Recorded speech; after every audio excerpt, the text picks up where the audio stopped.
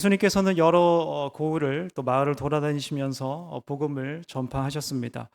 그런데 어떤 곳에서는 사람들이 또 예수님의 말씀을 믿었지만 어떤 마을에서는 예수님의 말씀을 믿으려 하지 않았습니다. 그래서 예수님께서는 복음을 받아들이지 않는 마을을 향하여서 이렇게 선포하십니다. 11장 21절에 보게 되어지면 화 있을진저 고라시나 화 있을진저 벳세다야 너희에게 행한 모든 권능을 두로와 시돈에게 행하였더라면 그들이 벌써 베옷을 입고 재에 앉아 회개하였으리라. 또한 25절을 통하여서 그들이 왜 하나님의 말씀을 또 예수님께서 말씀하시는 것을 받아들이지 않았는지를 25절을 통해서 보면 알 수 있는데요. 25절 중반절에 보게 되어지면 이것을 지혜롭고 슬기 있는 자들에게는 숨기시고 어린아이들에게는 나타내심을 감사하나이다 라고 말씀하십니다. 그러니까 예수님께서 영적인 진리를 말씀하실 때 지혜롭고 슬기 있는 자들에게는 숨기셨다라고 말씀하십니다. 그렇다면 지혜롭고 슬기 있는 자들은 누구입니까? 당시 율법주의자였던 서기관, 바리새인들을 향하여서 말씀하신 것입니다. 이들은 율법과 성경에 아주 능통했고 지혜로워 보였습니다. 그런데 그들에게 말씀이 들려지지 않고 믿어지지 않은 것은 어떤 지식적인 문제가 아니라 그들 안에 근본적인 마음의 문제가 있기 때문에 그들이 하나님의 말씀이 들려지지 않은 것입니다. 잠언 4장 23절을 보게 되어지면 모든 지킬 만한 것보다 더욱 내 마음을 지키라. 생명의 근원이 이에서 남이니라고 말씀하십니다. 그래서 우리는 먼저 마음밭을 우리가 잘 일구어야 하는 줄 믿습니다. 저희 장인어른께서 이제 양구에서 현재 농사일을 지십니다. 예전에는 이제 공무원이었다가 이제 정년퇴임을 하시고 취미 삼아 농사를 하시는데 이게 좀 커져가지고요. 이게 보통 일이 아닌 것 같습니다. 그래가지고 저도 가서 이제 우리 장인어른 가서 이제 농사일을 가끔 도와주려 가면 제가 농사일을 잘하게 생겼습니까? 못하게 생겼습니까? 가면은 저기 가서 돌이나 주서 이러시더라고요. 요즘은 조금 다른 것도 시키시는데 그래서 돌을 열심히 밭에 가가지고 줍다 보니까 아니 전해도 밭에 돌을 주웠을 것이고 그 전해도 돌을 주웠을 텐데 아니 돌을 주는데 뭐가 있겠어 하는데 돌이 한 무더기가 나오는 거예요. 야, 제가 그것을 보면서 이 밭이라는 것이 매번 이렇게 밭을 일구지 않으면 그러면 이게 밭이 못 쓰게 될 수밖에 없구나라는 생각을 하게 되었습니다. 우리의 마음밭도 마찬가지라고 생각합니다. 우리 마음밭도 밭을 제대로 우리가 매일매일 가꾸지 않게 되어지면 하나님의 말씀이 들어갈 수가 없고 만일 들어간다고 해도 새가 먹어버리든지 돌밭에 뿌리가 막혀지든지 가시떨기에 막혀서 더 이상 하나님의 말씀이 자랄 수 없는 것이죠. 그래서 우리는 끊임없이 마음밭을 우리가 잘 관리해야 합니다. 그렇다면 누구에게 하나님의 말씀이 들어갈 수 있는가? 25절에 보면 어린아이에게 나타나심을 감사하나이다 라고 말씀하십니다. 어린아이와 같은 마음은 어떤 마음일까요? 저는 아마 어린아이는 두 가지 마음을 품지 않는 것이 어린아이가 아닌가 싶습니다. 좋으면 좋고 싫으면 싫은 것 같습니다. 제가 초등부를 담당하고 있는데 저는 초등부가 너무 좋습니다. 제가 설교하러 딱 나오면요 애들이 벌써 눈이 반짝반짝 하면서 우리 목사님께서 뭔가 오늘은 또 어떤 말씀을 하실까 하면서 그런 기대하는 눈빛으로 저를 쳐다봅니다. 우리 성도님들도 저를 쳐다보고 계시지만 좀 느낌은 좀 다른 것 같습니다. 네, 어쨌든 그렇게 저를 그렇게 쳐다보고 있는데 제가 매주 할렐루야 외칩니다. 할렐루야, 할렐루야 하면 애들이 양손을 들고 할렐루야를 얼마나 크게 하는지 모릅니다. 그래서 이 아이들이 말씀 안으로 들어가는 거죠. 말씀 안으로 들어가서 이게 맨날 들었던 말씀, 아는 말씀인데도 와, 저렇게 나쁜 놈이 내가 우리 예수님 최고야 하면서 그렇게 말씀을 듣는 것입니다. 거짓말이 아니라 우리 선생님들이 알고 앉아 계시니까 정말로 그렇게 아이들이 감탄을 하면서 하나님의 말씀을 듣는 것을 봅니다. 왜 그럴까요? 그것은 어린아이에게는요 탐욕이 없고 겸손한 마음을 가졌기 때문이 아닌가 싶습니다. 그래서 하나님의 말씀을 그대로 흡수하는 것이 저도 느껴집니다. 이처럼 우리가 어린아이처럼 된다는 것은 하나님 앞에 항상 겸손한 마음, 순수한 마음으로 우리가 다가설 때 복음이 우리의 심령 안으로 들어가게 될 줄 믿습니다. 우리가 세상적인 방법, 지식적인 방법으로는 영적인 우리의 어떤 깊은 그런 세계를 들어갈 수 없는 것입니다.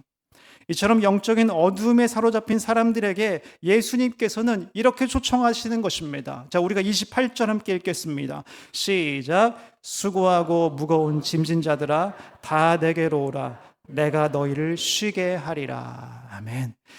주님 앞에 우리의 무거운 짐을 다 내려놓으면 되는 것입니다. 여기에서 수고하고 무거운 짐은 무엇일까요? 수고한다는 것은 육체적인 노동, 정신적인 노동, 자기 공로로 이루기 위한 노동, 때로는 우리가 행복을 위한 노동으로 지친 그러한 상태를 말하는 것입니다. 그렇다면 무거운 짐을 지고 있다는 것은 어떠한 짐일까요? 우리의 염려의 짐, 의심의 짐, 탐욕의 짐, 야망의 짐, 내가 또 뭔가를 성취하려고 하는 성취의 짐, 경쟁의 짐, 종교 생활하느라 종교의 짐, 죄의 짐으로 눌려있는 그러한 상태를 말하는 것입니다. 우리는 이 세상을 살아가면서 수많은 수고하고 무거운 짐을 지고 살아갑니다. 그 짐이 무거워서 어떤 사람은 우울증에, 어떤 사람은 불면증에, 어떤 사람은 아주 극단적인 선택까지 하게 됩니다. 오늘 본문의 유대인들은 율법의 짐을 지고 살아가고 있습니다. 유대인들은요 613개의 율법 조항을 꼭 지키고자 얼마나 무단히도 애를 쓰는 것을 볼 수 있습니다.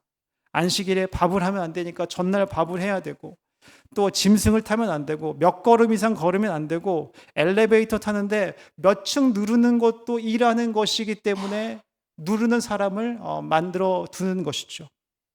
이와 같이 유대인들은 율법에 얽매이며 살다 보니까 그 안에 자유함이 없는 것입니다. 그런데 예수님께서는 율법을 완성하러 이 땅 가운데 오셨습니다. 그런데 그들은 그것을 모르고 율법의 짐을 지고 지금 살아가는 것입니다.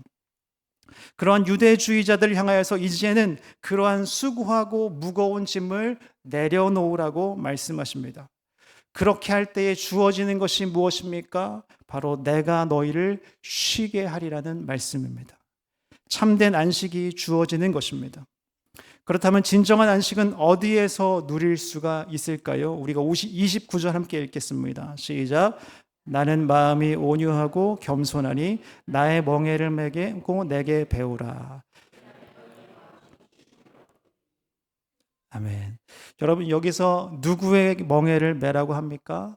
나의 멍에를 메라고 합니다. 예수님의 멍에를 메라고 합니다. 그렇다면 예수님께서 지신 멍에를 지려면 내가 가지고 있는 그 멍에를 내려놓아야 되는 것이죠. 여기에 컵이 있습니다. 이 컵에 새로운 물이 들어가려고 하면 이 안에 있는 물을 버려야 새로운 물이 들어갈 수 있는 것처럼, 우리의 것을 내려놓을 때에 새로운 멍에가, 예수님의 멍에를 우리가 질 수 있다는 것입니다. 그렇다면 이 멍에라는 것은 어떻게 생겼을까요? 팔레스타인 지방의 이 멍에는 우리나라의 멍에하고는 조금 다릅니다. 이 지방의 멍에는 두 마리의 소가 함께 지고 가는 멍에입니다. 이스라엘은 소의 멍에를 씌우고 밭을 경작할 때에 아주 재미있는 관습이 있다고 합니다. 그것은 어미소와 새끼소를 같은 멍에에 메어 일을 하게 합니다. 새끼소는 어미와 함께 멍에를 매기는 하지만은 일도 할 줄 모르고 이제 따라왔기 때문에 곁에 있기만 하면 되는 것입니다. 결국 밭은 어미소가 다 갈아엎는 것입니다. 새끼소는 따라다니면서 어미소 하는 일하는 것을 보면서 배우면 되는 것입니다. 사람들 보기에는 저 새끼소가 참으로도 열심히 일을 하네 라고 하지만, 사실은 어미소 혼자 멍에를 메고 새끼는 그냥 따라가면 되는 것입니다. 이와 같이 예수님께서는 우리와 멍에를 같이 할 짝이 되어주시겠다라고 말씀하십니다. 따라서 무거운 짐은 예수님께서 지시고 우리는 새끼처럼 따라가면 되는 것입니다. 그래서 예수님께서 말씀하시는 것은 내 멍에가 쉽고 가볍다라고 말씀하십니다. 왜냐하면 예수님께서는 우리의 멍에를 함께 지고 계시기 때문에 그렇습니다. 우리 주님께서는 우리의 인생 가운데 이미 한 발짝 앞서 가셔서 우리의 길을 인도하고 계십니다. 그래서 예수님께서는 중반절에 이렇게 말씀하시죠. 나의 멍에를 메고 내게 배우라. 예수님께서 우리의 삶의 스승이 되고 인도자가 되겠다라는 말씀입니다. 인류 역사의 최고의 철학자 소크라테스는 40년 동안 사람들을 가르쳤습니다. 플라톤은 50년, 아리스토텔레스는 40년을 가르쳤습니다. 도학 130년을 가르쳤습니다. 그러나 예수님께서는 3년을 가르치셨는데 130년보다 훨씬 더 무한히 더 큰 영향을 미치신 분이 바로 예수님이시고 오늘 그 예수님에게 배우라고 말씀하십니다. 사랑하는 성도 여러분, 인생에 있어서 어떤 스승을 만나느냐에 따라서 그 인생이 완전히 달라집니다. 그런데 천지 만물을 창조하신 하나님의 아들 예수님께서 우리의 스승이 되시겠다라고 말씀하십니다. 예수님께서 우리의 인생의 스승이 되신다면 우리의 인생은 근본적인 방향 자체가 바뀌는 것입니다. 그래서 기독교를 방향 전환의 종교라고 이야기하는 것이죠. 혹시 지금 이 순간 세상의 짐과 멍에를 지고 가면서 마음속에 어려움을 만나고 계십니까? 생명 되신 예수님과 함께 동행하시기 바랍니다. 그분과 동행하기 시작할 때 세상이 줄 수 없는 평안과 기쁨, 하나님의 놀라운 소망을 갖고 살아가게 될 줄 믿습니다. 하나님께 기도하겠습니다.